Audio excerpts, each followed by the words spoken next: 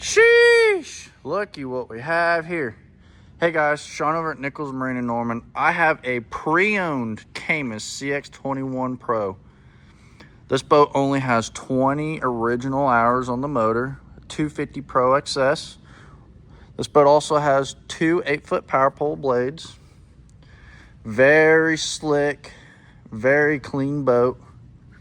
This boat sits on a tandem axle trailer and also includes a step up system. Let's take a look at the bow. Lots and lots of fishing accessories.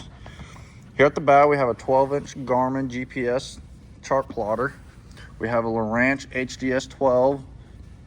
Now we have a standalone transducer for Livescope, Minn Kota Ultrex with spot lock.